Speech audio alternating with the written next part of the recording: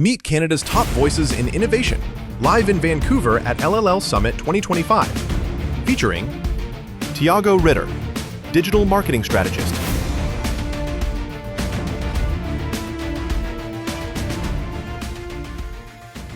Please welcome you and joining Tiago Ritter. Hey, good afternoon. It's nice to be here and speak. I haven't spoken for a while to an audience. What do we have here? Like entrepreneurs, a few executives. Who has? Do we have immigrants here as well? Nice. So yeah, I hope I'm gonna share some of the landmarks of my professional history and personal as well, and I hope it helps you somehow to get inspired or I don't know, raise some questions. Do we have any musicians in the house today? Don't be shy. Raise your hands. A few, but they are really shy. So yeah, it's not working. Just a second. Okay, I'll go manual. So the way I want to share my experience is talking about success. Yeah, it's not going to fit. Yeah, this USB-C and anyway. And when we go to ChatGPT and ask, okay, what is success? It brings lots of different definitions, but mostly they are talking about goals. And one thing that I always thought about success is, do I know what is my goal? Because if I don't know exactly what I want to achieve, how do I know I was successful? So that's, for me, is the first question we need to ask. Whatever the endeavor we are on, or the project we are running, or I don't know, if we start at the gym, if we're gonna start learning an instrument, what is my goal? And I kind of retro-planned my vision of success. And it starts with family and friends. That's something that makes me feel good. And if I'm not good with my family or my friends, that sucks and I feel bad.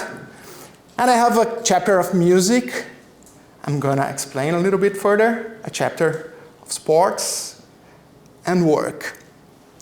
And when I talk about family, is my wife, my kids, my friends, that most of them are away and back in Brazil, and I'm trying to make some new friendships, so feel free to add me to the social networks. It's always nice to make new friends. Sports, and again, it's kind of a retro planning, because when I was a kid, I wanted to be not a professional, but I wanted to play, so I love playing soccer, and I succeed quite well, and I had a friend that some of you might know by the name of Ronaldinho, and we played together for a while, but he was just a little bit better than me, just a little. But eventually I realized, okay, soccer, I had to practice a lot, like 5 days a week and play at the weekends, and at some point in my teenage years, I realized, okay, that's too much for me. That's something that I'm more into, which is music. And there's this specific, is there any Red Hot Chili Peppers fan in the house? Just one, two, just a few? Yeah, this album was like the album that made me want to be a drummer. It was my first CD, Blood Sugar Sex Magic, and after that I started taking drum classes. And yeah, and then I really felt passionate about playing the drums. At some point in my life, I tried to find the intersections of my passions with work. And I graduated in journalism, and I thought, okay, the future is my future. I want to be a sport reporter.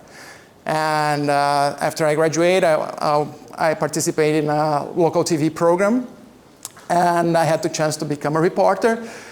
But at some point, I had one of my reports were censored we're talking about 2003, so it is pre-YouTube.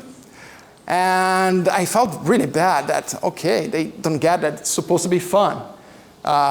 Because I was kind of mocking this keeper that failed. And with some like video editings, something that 10 years later was in the primetime television, but back in 2003 was too much for them. And I also tried to create an intersection when I played kind of professionally, recorded an album with some friends and played at South by Southwest, which was like amazing. But I can tell that mostly this is the B side of my professional career. The A side was founding W3 House in the year 2000. As you can see, really cringe, this picture. I love the monitors. You can see the mobile phone, the latest technology back in the year 2000 with replaceable covers. Yeah, the year 2000, the internet was starting, and in my spare time, I wanted to learn how things end up inside the internet. And I learned how to program in HTML, and I met some friends. And long story short, we thought, okay, why don't we start our own business? We are totally naive, which was great, and I'm going to explore this a little bit later. But again, year 2000, the early days of internet, when everybody was just like wild.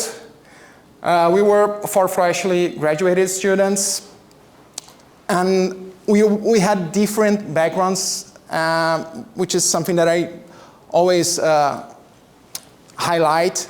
I was a journalist, there is this IT guy, the other is designer, and the third was architect, but specialized in motion design. So we had kind of an assembly line in terms of each one of us had a different skill that we were bringing to the table. And of course, we were 19, 20, 21, 23, I think the oldest. We had low responsibilities and a lot of free time, good old times.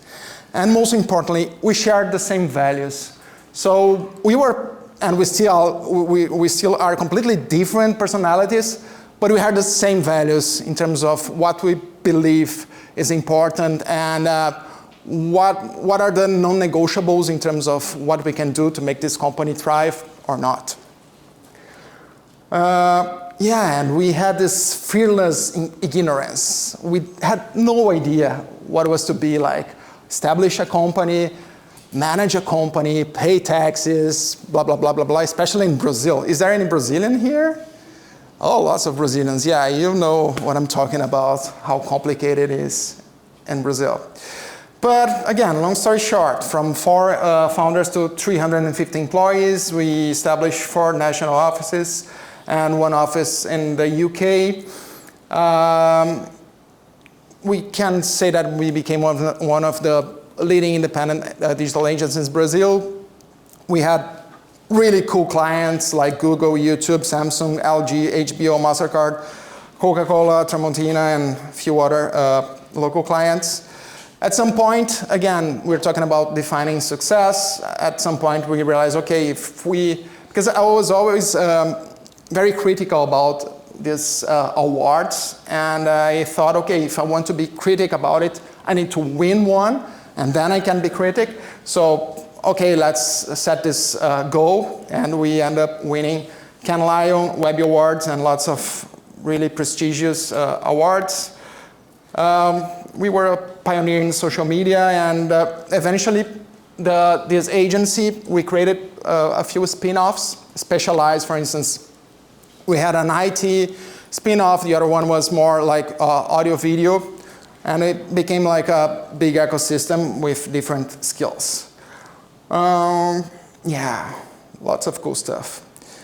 And I love this sentence that I heard from Quincy Jones, that once a task has just begun, never leave it till it's done. Be the labor, great or small, do it well or not at all. So I think most of course, I started lots of things that I didn't finish, but the things that I really enjoy doing, I made sure that I would commit myself into it. And so I think that's the most important part. So things that helped me in this journey. Again, I'm sharing my experience. I hope you can ask some questions at the end and see how I can help yours. But I love this quote from Reid Hoffman from LinkedIn. If you're not embarrassed by the first version of your product, you've launched it too late.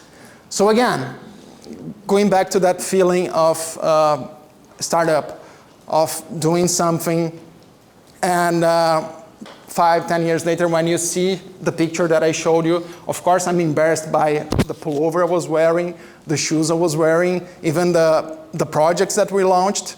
But probably if I overthought about, it needs to be perfect, it needs to be like the essence of whatever,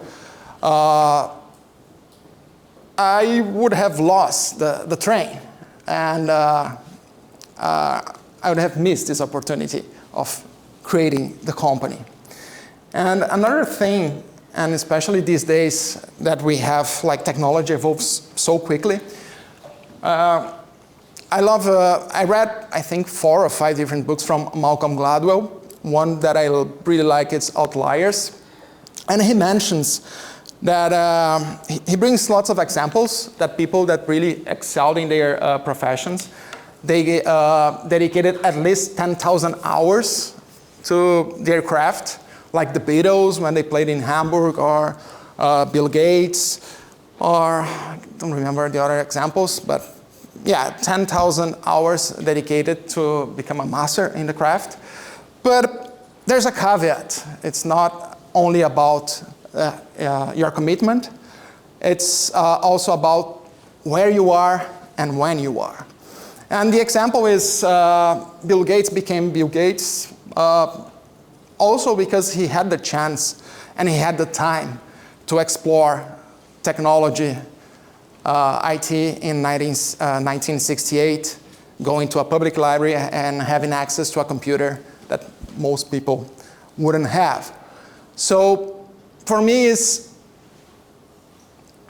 paying attention to the environment. Okay, what is the trend? Is it AI these days? So, okay, what are the options that I have? What are the tools? Do I have a profile at Sora? Does anyone have a profile on Sora? Few people? Yeah, that's crazy. Yeah, I was doing some videos with my kids. Sora is a mix of TikTok and Instagram, and how can I explain? Yeah, kind of a social network of OpenAI, so the company behind ChatGPT. And you basically, instead of posting your picture, you just prompt something, and it's going to create a video, and this made by AI, of course, and you have this video in your profile. So this morning, my kids were making video of my wife being eaten by a shark, and then a snake going around them, and that's the type of video you're going to see there. But anyway, going back to the right place, right time. So I think when I was 17 and I wanted to learn how to program in HTML, I had this vision that internet would be the future. And it's hard sometimes to find the time to pay attention to the science, but that would be my advice. Try to get a bigger picture of what are the opportunities that 2025 can offer in Vancouver area, and what makes this unique. And I'm pretty sure you're going to find something that it's not obvious. And my third recommendation is, if it's not fun, let it go. You need to have fun on the things you're doing. You need to feel fulfilled by the things you're doing. And I can tell that I spend most of the time in my company having fun and feeling that I was having fun up until I was not, and then I sold the company. And that was the start of the rebooting process. So it was 2020. the negotiations started before the pandemic, and then of course the pandemic broke in and everybody knows what happened. So I realized that after 20 years, I didn't feel the thrill anymore, and it wasn't fun. At the same time, I had the chance to capitalize my efforts, 20 years investing in a business, so I had a chance to sell it and make a decent money. And I was also balancing quality of life versus work. So as I mentioned, we had 4 offices. I was like a bouncing ball going from one city to another, one meeting to another, and connecting with 350 people. I loved it, but I was a bit tired of this routine, and I want to have a better quality of life, spend more family time, and yeah, the dream of living abroad. I had to live, I'm originally from Porto Alegre, which is in the south of Brazil. I had to move to São Paulo, which is 3 times the size of Toronto. It's completely mad. It's great for doing business, but I don't recommend if you want to live there. So it's good to spend a week, go to good restaurants, and then run away. And when I planned to come to move to Vancouver, I talked to my family and to myself, and I had some non-negotiables. So the first one was to take a break and reset. So I want to have a sabbatic year.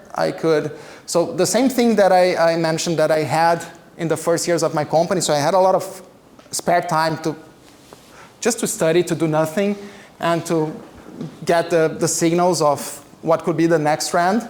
I wanted to have that again and go back to school, and I finished an MBA because I haven't set a foot in a university or whatever for 20 years. So it was good to be back at school. I wanted to reconnect with my passions and to find a work that truly fulfilled me. So as I mentioned, I love lots of things that I did, but I hate some of them. And whatever was the thing that I was going to start, a new business or even becoming an employee, I wanted to make sure that that's something that it's going to really fulfill me. And we have to be careful of what we wish, because it might happen. And of course, there's some serendipity. As I mentioned, Red Hot Chili Peppers is one of my favorite bands. I had this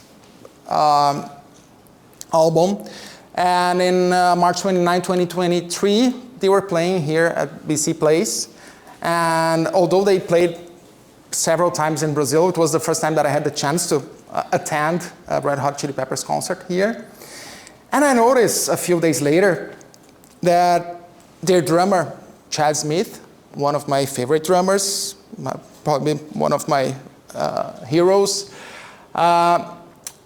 he was in this channel, Drumeo, that I used to follow back in Brazil. So it was the most prominent channel of drumming in the world. And yeah, I've been following them for quite a while. And okay, then I connect the dots and I thought, maybe this Drumeo is from Vancouver. Let me check it out. And yeah, they are based in Abbotsford. And okay, so I had finished my MBA. I was doing nothing at home. And then I decided to get in touch with them. So I applied for an analyst role, and I made sure in my cover letter to say that, okay, I'm probably overqualified for this role, but I love drumming. I really like your channel, and let's talk. It worked.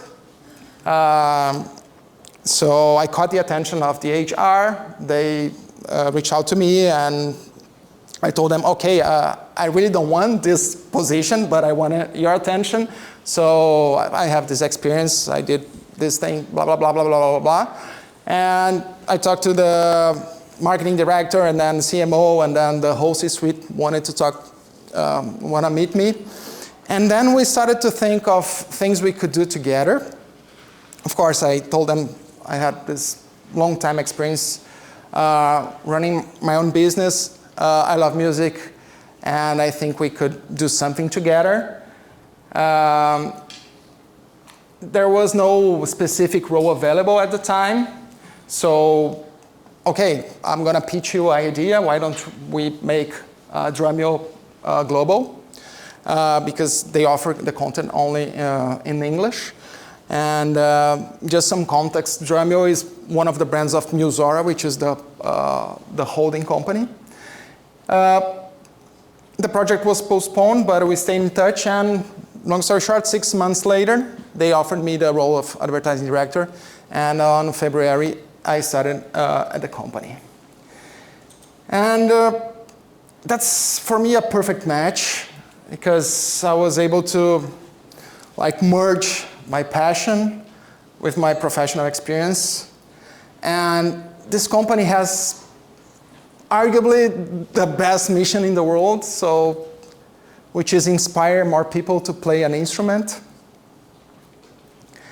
It is a family-run company, so I could relate a lot to my own company in the early days, which was amazing.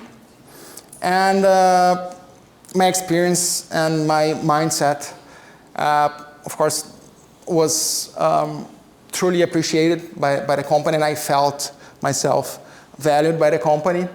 And yeah, it was great.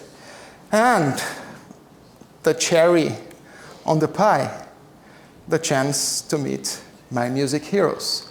And 30 years after I bought my first Red Hot Chili Peppers album, I was having dinner with Chad Smith. That's it. Thank you.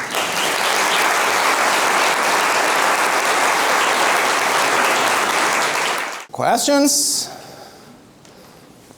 I see a hand raised here. The microphone is coming.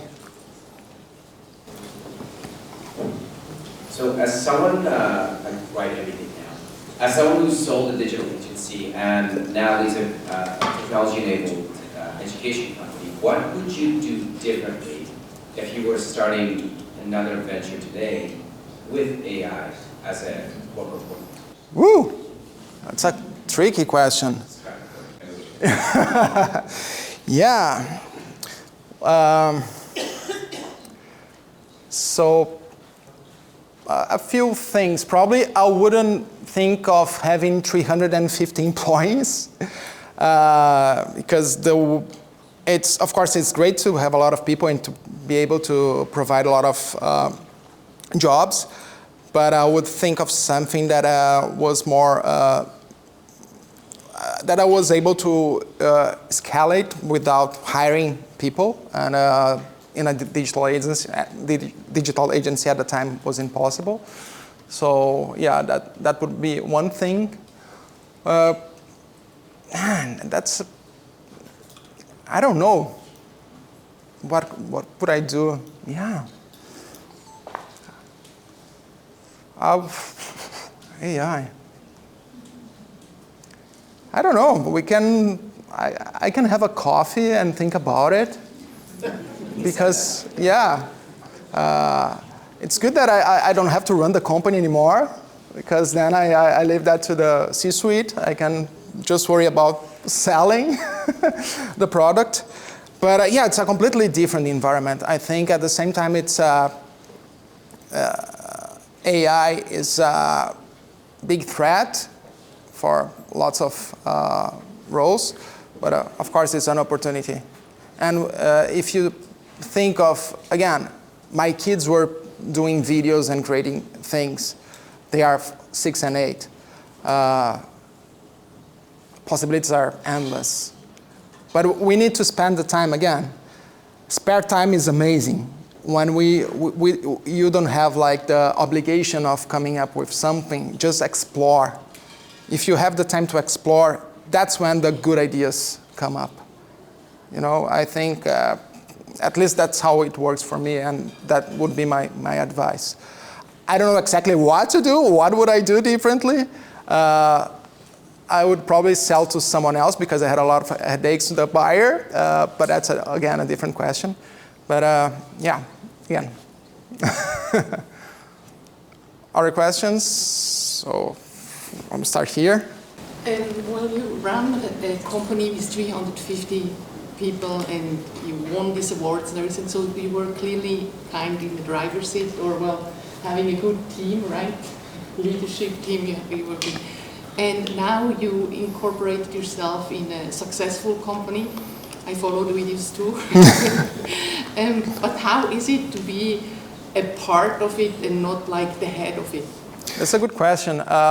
When I was in the driving seat, I tried to always bring my team together and not to be like the dictator that says, okay, that's the way.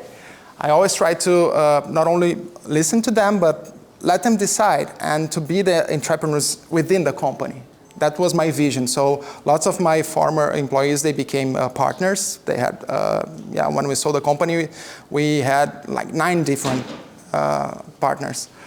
Because that's how I believe. I always like to hire people that are more intelligent than me, that are going to bring something that I don't. And nowadays it's even easier because we have a lot of access to information.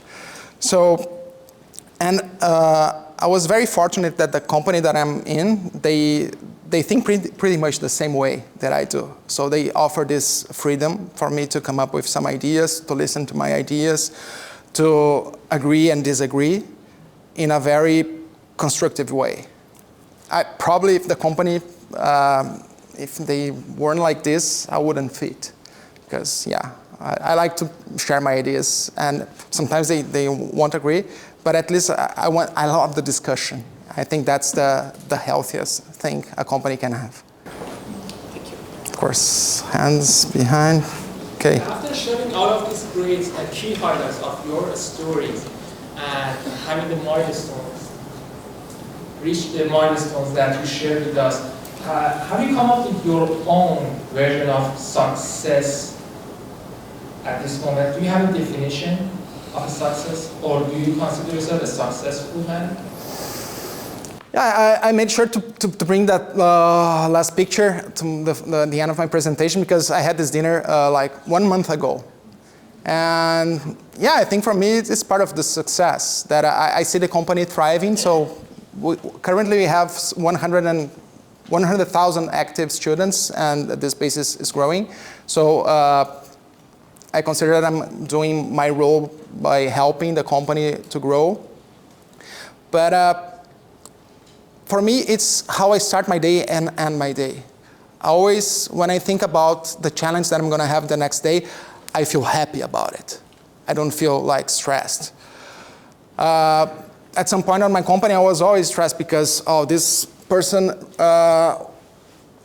wants to quit the company and this client is unpleased. They want to cut the budget, and I have to think of, I don't know, something else.